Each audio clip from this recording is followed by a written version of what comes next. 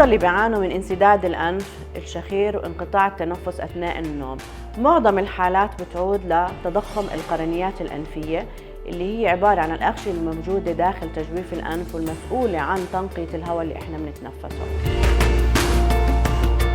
ببلش حجمها يكبر تدريجياً عند المرضى لحد ما تبلش تعمل هاي الأعراض.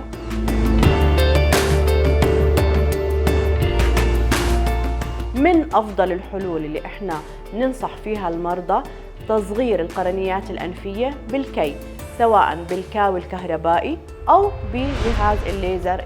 مثل ما انتم شايفين العملية من خلال فتحات الأنف بجهاز الليزر، بنعمل ضربات بالليزر للقرنيات الأنفية بهدف تصغيرها للحصول على نفس أفضل للمريض.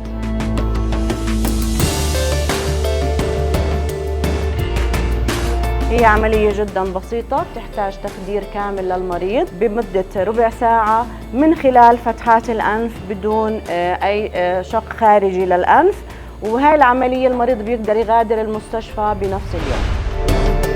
زي ما شفتوا اليوم كيف كانت عمليتنا سهلة، ودائما نتمنى لكم كل الصحة والسلامة يا رب.